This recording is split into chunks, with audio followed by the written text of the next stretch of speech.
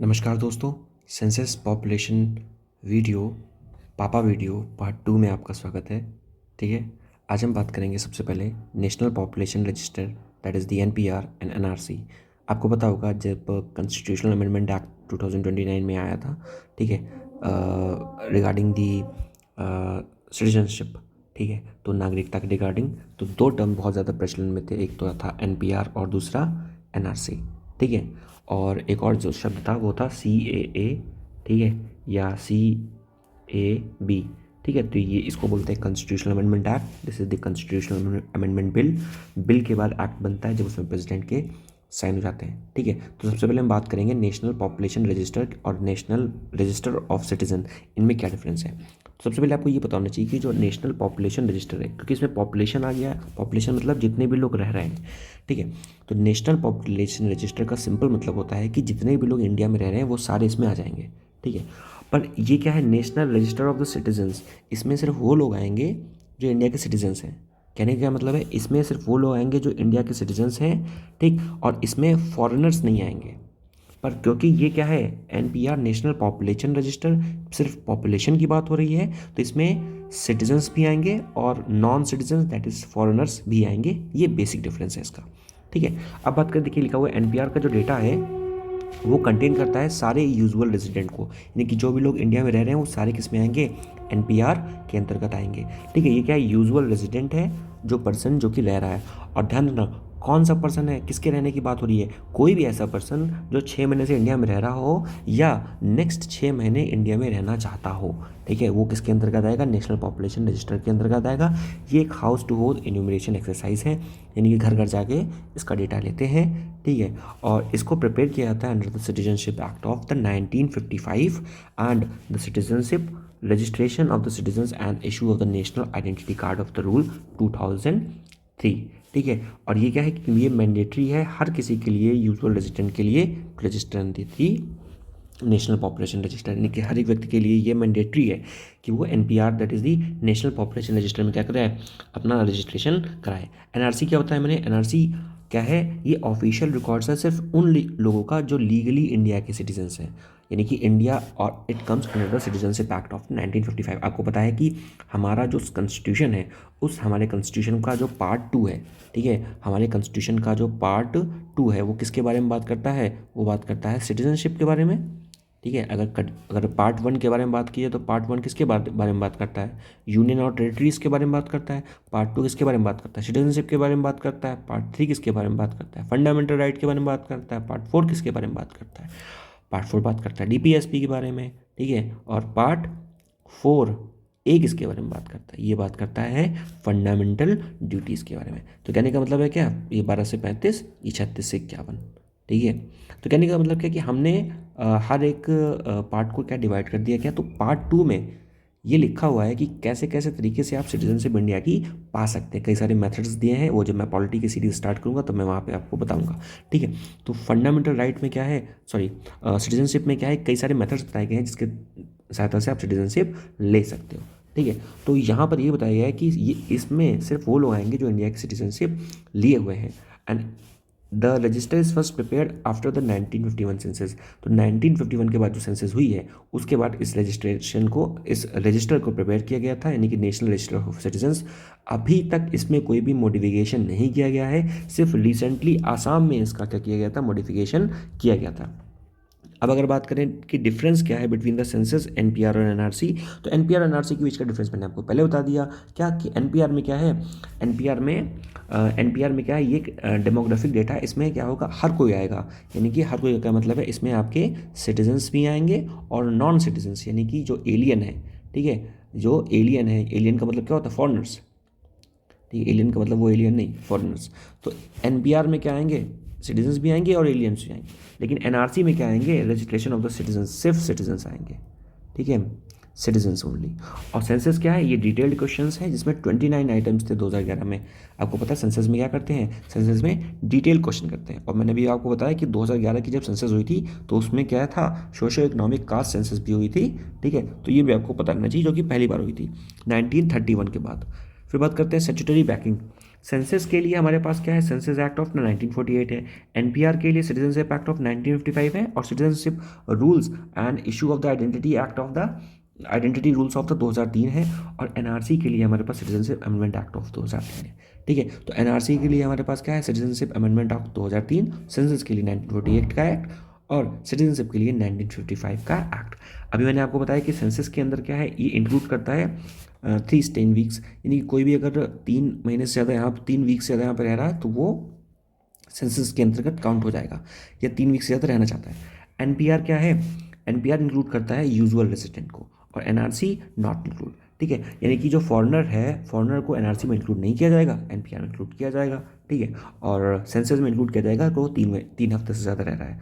ठीक है, अब अगर कई सारे और टाइप के सेंसस के बारे में बात किया जाए तो सबसे पहले पता होना चाहिए हमको टाइगर सेंसस। टाइगर सेंसस कब होता है, हर 4 साल में। लॉयन सेंसस हर 5 साल में। एलिफेंट सेंसस हर 5 साल में। राइनो का सेंसस हर 3 साल में होता है। ठीक है, तो ये आपको पता होना चाहिए कि टाइगर का सेंसस 4 साल में, लॉयन का 5 साल में, एलिफेंट 5 साल में, और राइनो का सेंसस 3 साल में। फिर मैंने जब इस वीडियो की स्टार्ट की थी, इसके पहले वाली जो पापा वीडियो थी उसमें मैंने आपको बताया था कि जो रजिस्ट्रार जनरल ऑफ इंडिया होता है वो लिंग्विस्टिक सर्वे को भी कंडक्ट कराता है, और इसको सबसे पहले स्टार्ट किसने किया था, जॉर्ज ग्रेसन ने किया हुआ था। और ये क्या है, ये नेसेसरी है किसके लिए, सोशियो एजुकेशनल प्लानिंग, यानी कि अगर आप लिंग्विस्टिक सर्वे को कंडक्ट करते हैं कि कहाँ पर कौन सी भाषाएं बोली जाती हैं, किस भाषा का कितना वेटेज है, कौन सी भाषा विलुप्त हो रही है, एक्सटिंक्ट हो रही है, तो इन सारी चीज़ों का जो डेटा है वो एजुकेशनल प्लानिंग में हमें हेल्प करता है। फिर बात करते हैं मदर टंग क्या होती है। कोई भी बच्चा क्या है जो सबसे पहली लैंग्वेज बोलता है चाइल्डहुड में अपनी, यानी कि जो भाषा वो अपनी माँ से सुनता है वो क्या है, मदर टंग। सपोज उसकी माता की मृत्यु हो गई है, ठीक है, तो उस कंडीशन में उसका जो परिवार है, उसकी जो फैमिली है, ठीक है, तो उसकी जो फैमिली है वो जो मेनली स्पोकन जो लैंग्वेज होगी वो उसकी मदर टंग कंसीडर किया जाएगा। फिर हम बात करते हैं 20 लाइफ स्टॉक सेंसस के बारे में। 20 लाइफ स्टॉक सेंसस क्या है, ये लाइफ स्टॉक सेंसस है, ये रिलीज़ की गई थी ministry of the fisheries, animal husbandry और डेयरी के द्वारा 2019 में। ठीक है, इसमें क्या बताते हैं, इसमें ये बताते हैं कि पूरे देश में कितने भेड़ बकरी है, जानवर हैं, इन सब का डेटा हम लोग लेते हैं। जैसे सेंसस में इंसानों का डेटा लेते हैं, उसी तरह लाइफ स्टॉक सेंसस में हम लोग जानवरों का डेटा लेते हैं। ठीक है, तो हमने लास्ट अभी जो रिसेंटली जो सेंसस की है वो 20वीं सेंसस है। ठीक है, और पॉपुलेशन सेंसस कौन सी है, 16वीं, जो कि अब होने वाली है। ठीक है, तो लाइफ स्टॉक सेंसस में कौन कौन सी की फाइंडिंग्स आई हैं, कौन कौन से हमें डेटा पता चला है, तो ये पता चला है सबसे पहले कि जो टोटल लाइफ स्टॉक पॉपुलेशन है वो इंडिया में कितनी है, 535.78 मिलियन। ठीक है, तो ये कंट्री में क्या है, और ये क्या है, इसमें इंक्रीज़ हुआ है कितना, 4.6% का लाइफ स्टॉक सेंसस ऑफ 2012। तो total life stock population is 535 million in the country, showing an increase of the 4.6 over the livestock census of 2012। यानी कि 2012 में जो लाइफ स्टॉक सेंसस हुई थी, ठीक है, उस लाइफ स्टॉक सेंसस से कितना इंक्रीज़ हुआ है, 4.6% इंक्रीज़ हुआ है, और टोटल अभी तक है 535। और सबसे ज़्यादा जो इंक्रीज़ देखा गया है वो वेस्ट बंगाल में देखा गया है, कितना परसेंट, 23%, और उसके बाद तेलंगाना में कितना, 22%। फिर बात करते हैं बोवाइन पॉपुलेशन। बोवाइन क्या होते हैं, ऐसे एनिमल्स जो दूध देते हैं, मिल्क देते हैं। ठीक है, तो मिल्च काऊ, क्या बोलते हैं उसको, मिल्च काऊ। तो बेसिकली कैटल हो गया, बफेलो हो गया, मिथुन हो गया, याक हो गया। ठीक है, इनकी जो पॉपुलेशन है वो कितनी है, 302 मिलियन 2019 में, जिसमें 1% का इंक्रीज़ हुआ है 2012 से। और population of the sheep, goat, mithun ये ग्रो करी है डबल डिजिट में। ठीक है, while that counts for the horse, ponies, pigs, camel, donkey, mules, yak, इसमें डिक्लाइन हुआ है। ठीक है, तो यानी कि शीप, गोट और मिथुन की जो पॉपुलेशन है वो डबल डिजिट में बढ़ी है, बाकी हॉर्स, पोनी, पिग्स और कैमल्स टंग की, म्यूल, याक की जो पॉपुलेशन है वो क्या है, घटी है। फिर बात करते हैं इकोनॉमिक सेंसस। इकोनॉमिक सेंसस क्या होता है, देखिए इकोनॉमिक सेंसस क्या होता है, इकोनॉमिक सेंसस हर 5 साल में रिलीज़ किया जाता है। ठीक है, 7th राउंड था 2019 के लिए, ये कंडक्ट करता है कौन, NSO, that is the national statistical organisation. ठीक है, and it is done in the collaboration with the Common Service Center and the Ministry of the Electronic and Information Technology। ठीक है, और इसका जो डेटा कलेक्शन किया जाता है वो स्टैट्यूटरी बैकिंग है स्टैटिस्टिक एक्ट ऑफ 2008। ठीक है ना, जैसे भी बताया मैंने आपको सेंसस के लिए कितना था, सेंसस एक्ट ऑफ 1948, फिर सिटीजनशिप एक्ट ऑफ 1955। उसी तरह इकोनॉमिक सेंसस के लिए जो स्टैटिस्टिक एक्ट है 2008 का, वो बैकिंग प्रोवाइड करता है। हर 5 साल में क्या होता है, इकोनॉमिक सेंसस की डेटा को कलेक्ट किया जाता है। ठीक है, और ये एक इंसाइट देता है, जानकारी देता है, geographical spread of the ownership, ठीक है, यानी कि किसके पास कितना प्रॉपर्टी है, यह सारी चीज़ों को बारे में बताता है। Person engaged in the economic activity, कितने कितने लोग इकोनॉमिक एक्टिविटी में इंगेज्ड हैं। और ध्यान रखने वाली बात यहाँ पर यह है कि जो एग्रीकल्चर है, ठीक है, उसको इकोनॉमिक सेंसस में इंक्लूड नहीं किया जाता। बहुत इंपॉर्टेंट पार्ट है, आपको ध्यान रखना है क्या, कि एग्रीकल्चर को इकोनॉमिक सेंसस में इंक्लूड नहीं किया जाता है। ठीक है, और अगर बात किया जाए कि 6 economic census have been conducted until the date, जो पहली इकोनॉमिक सेंसस थी वो 1977 में किया था, दूसरी 1980 में, तीसरी 1990 में, चौथी 1998 में, पाँचवीं 2005 में, और सिक्स कब कंडक्ट किया था, 2011। ये 7th राउंड की इकोनॉमिक सेंसस है जो कि 2019 में कंडक्ट की गई है। फिर बात करते हैं थोड़ी सी क्लासिकल लैंग्वेज के बारे में। ठीक है, आपको पता हो जाए क्लासिकल लैंग्वेज, इंडिया में क्लासिकल लैंग्वेज का स्टेटस दिया गया हुआ है 6 लैंग्वेजेस को। तो बेसिकली जो क्लासिकल लैंग्वेज हैं, तो सबसे पहले एक प्रावधान आया था इंडिया में, गवर्नमेंट ने डिसाइड किया था 2004 में, गवर्नमेंट ने डिसाइड किया कि हम एक क्राइटेरिया बनाएंगे किसका, क्लासिकल लैंग्वेज का, ताकि जो भी क्लासिकल लैंग्वेज है उनको प्रिजर्व कंजर्व किया जाएगा ताकि वो फ्लरिश हो सके अच्छे से। ठीक है, तो ये क्लासिकल लैंग्वेज के लिए हमने बात की गई थी। ठीक है, ताकि उनकी जो इतनी पुरानी जो सभ्यता है, ठीक है ना, हज़ारों साल पुरानी जो सभ्यता है, ठीक है ना, ये वो उनकी वैल्यूएबल हेरिटेज है, उसको क्या कर सकें हम लोग, उसको कंजर्व कर सकें। तो हम लोगों ने 6 क्लासिकल लैंग्वेज बनाई थी।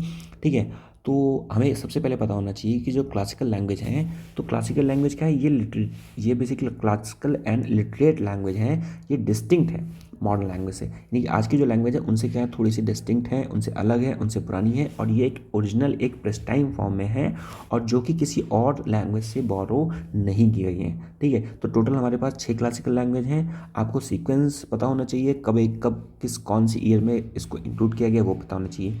सबसे पहले हमने 2004 में, क्योंकि 2004 में ही इसकी बात उठी थी, तो 2004 में ही हमने तमिल को क्लासिकल लैंग्वेज की कैटेगरी में डाला, तो ये आपको पता होना चाहिए। 2005 में हमने संस्कृत को क्लासिकल लैंग्वेज की कैटेगरी में डाला, कन्नड़ को 2008 में डाला था, तेलुगु को 2008 में, मलयालम को 2013 में, और उड़िया को हमने 2014 में क्लासिकल लैंग्वेज की कैटेगरी में डाला था। फिर बात करते हैं लैंग्वेज एटलस ऑफ इंडिया, ये क्या है। देखिए, लैंग्वेज एटलस ऑफ इंडिया ये क्या है, ये लैंग्वेज ऑफ द कंट्री को रिप्रेजेंट करता है, यानी कि पूरे देश की भाषा क्या है उसको रिप्रेजेंट करता है। रिकॉर्ड एंड पब्लिश करता है the part of the census 2011। ठीक है, तो ये क्या है, एक सेंसस 2011 का पार्ट है। ठीक है, and it is done by the same the registrar census commissioner of India, and the language data of 2011 was release in 2018। Processing of the language data is and time consuming. तो basically क्या है कि ये language of Atlas of India है, India में बाकी सारी भाषाओं का जो डेटा है उसको इकट्ठा करता है, थोड़ा टाइम कंज्यूमिंग है, इसीलिए इसको 2011 का जो डेटा कलेक्टेड है उसको 2018 में रिलीज़ किया, क्योंकि ये काफ़ी हैक्टिक एक्सरसाइज है। फिर हम बात करते हैं वर्ल्ड पॉपुलेशन प्रॉस्पेक्ट रिपोर्ट, ये बहुत ही ज़्यादा इंपॉर्टेंट है। ठीक है, इसी में हमें पता चल रहा है, क्या पता चल रहा है, इसी रिपोर्ट से हमें पता चल रहा है कि इंडिया जो है वो चाइना को सरपास कर जाएगा 2023 में, और इंडिया बन जाएगा one of the most populous country of the world. ठीक है, तो इंडिया जो है वो वर्ल्ड का मोस्ट पॉपुलस कंट्री बन जाएगा। तो हमें पता होना चाहिए सबसे पहले कि जो वर्ल्ड पॉपुलेशन प्रॉस्पेक्ट रिपोर्ट है वो रिलीज़ की जाती है population divide of department of the economic and the social affairs of the United nation. तो ये एक यूनाइटेड नेशन की सब्सिडरी है।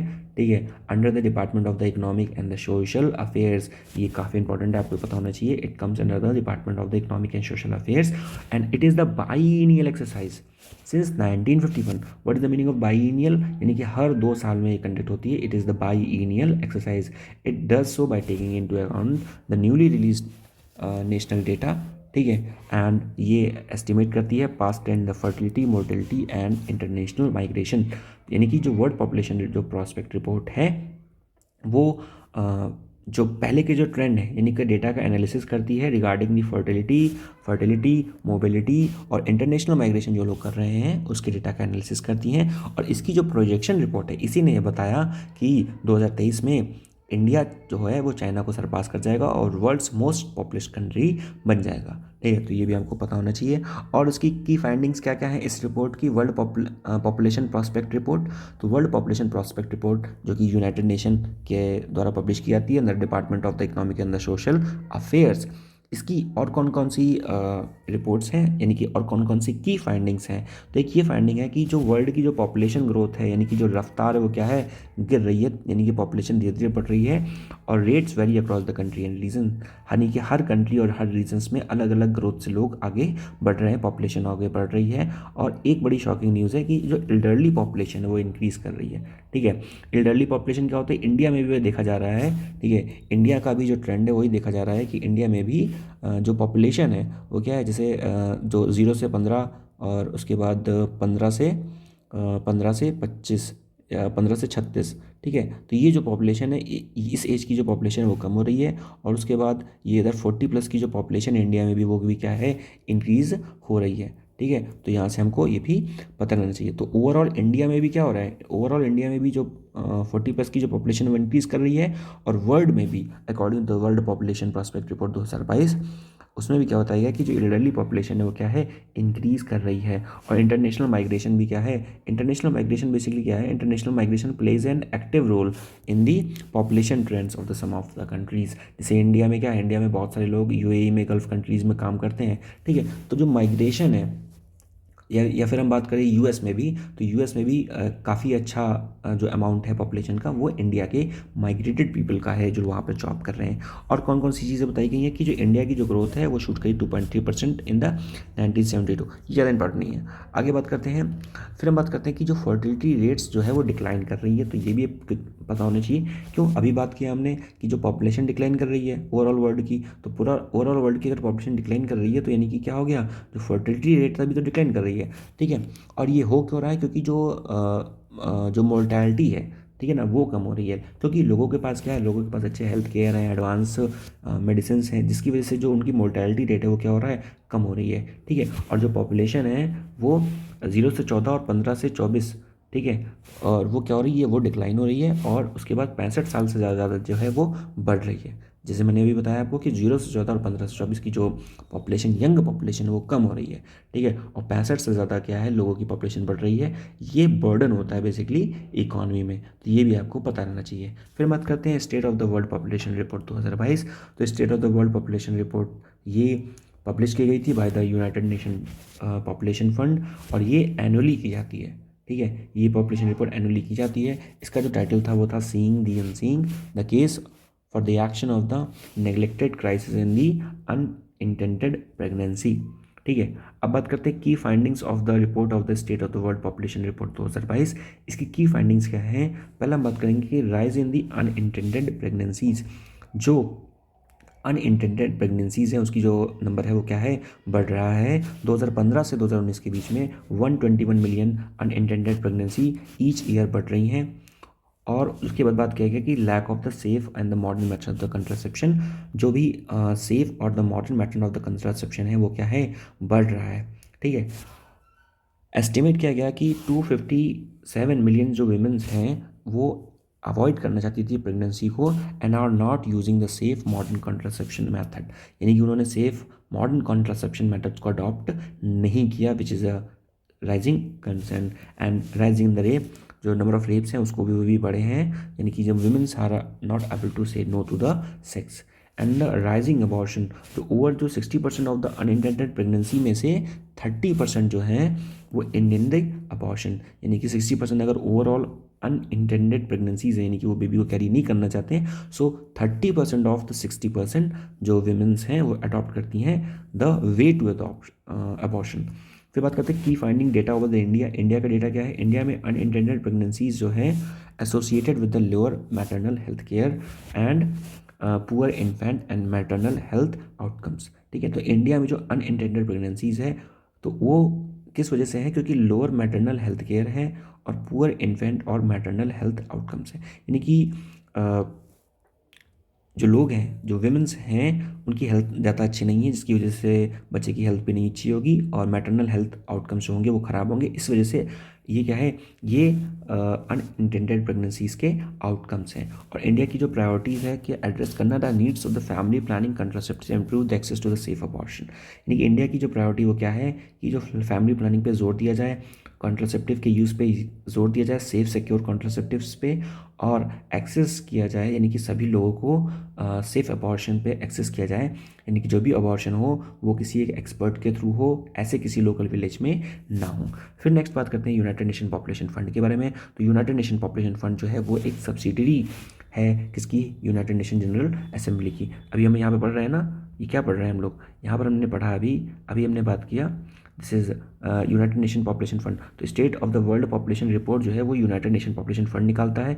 अब यूनाइटेड नेशन पॉपुलेशन फंड के बारे में बात कर रहे हैं, जो कि यूनाइटेड नेशन जनरल असेंबली की एक सब्सिडरी ऑर्गन है।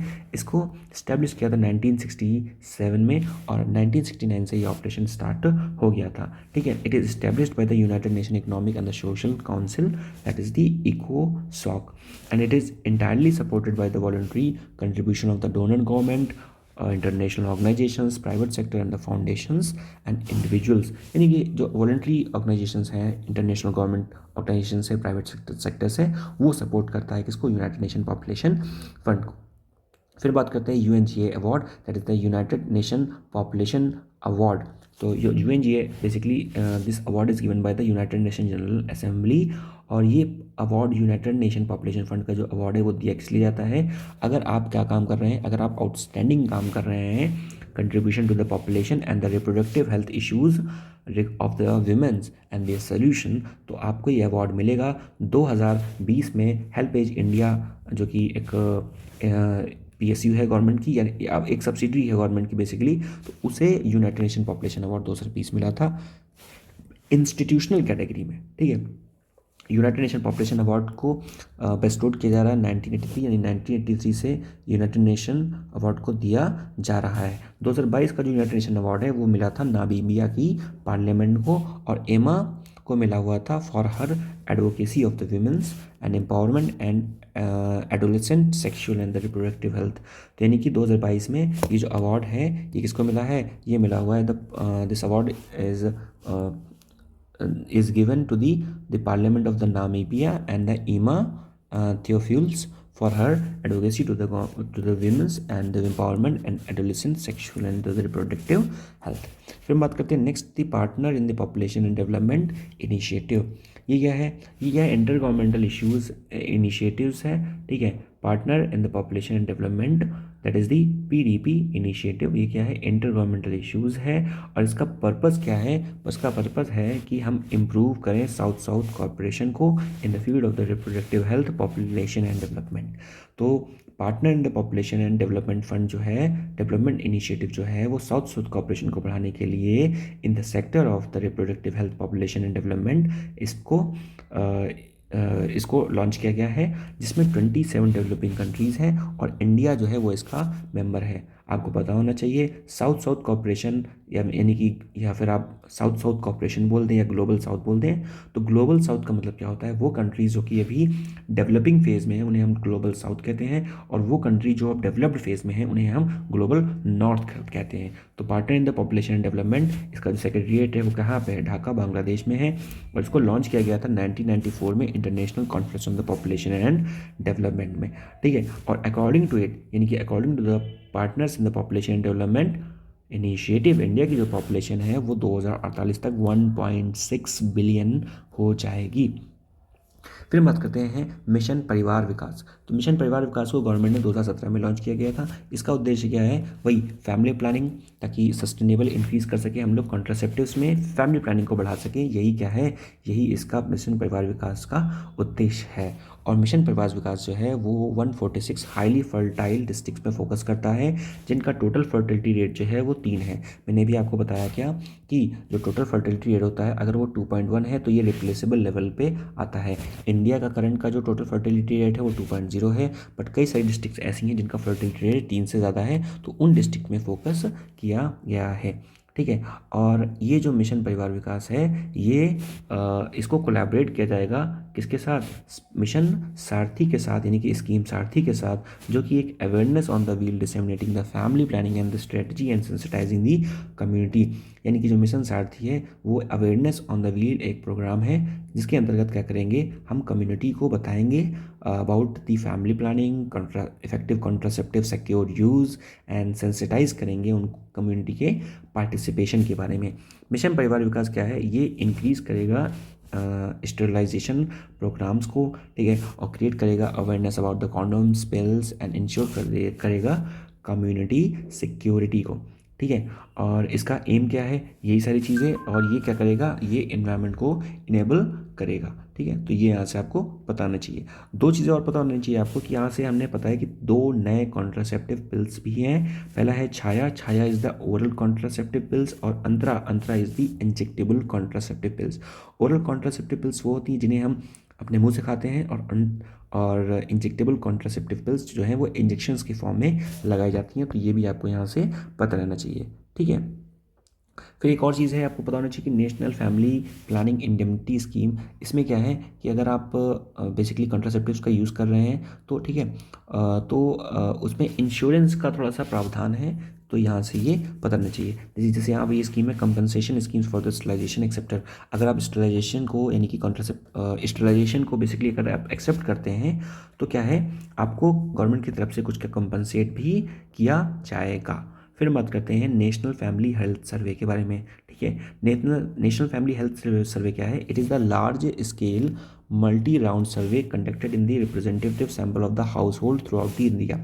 अभी नेशनल फैमिली हेल्थ सर्वे बहुत न्यूज़ में था, क्योंकि अभी just NFHS that is the national family health survey 5 का डेटा 2019-20 का रिलीज़ किया गया था 2022 में, इसलिए नेशनल फैमिली हेल्थ सर्वे बहुत ही लाइमलाइट में था, ठीक है। National family health survey comes under the ministry of the family, ministry of the health and the family welfare, ठीक है। And it has designated the international institute of the population science the Mumbai, यानी कि जो national family health survey है, national family health survey इसको कौन conduct करता है, तो इसकी कंडक्ट करने की जो भी सारी रिस्पॉन्सिबिलिटी है वो है international institute of the population science that is in the Mumbai.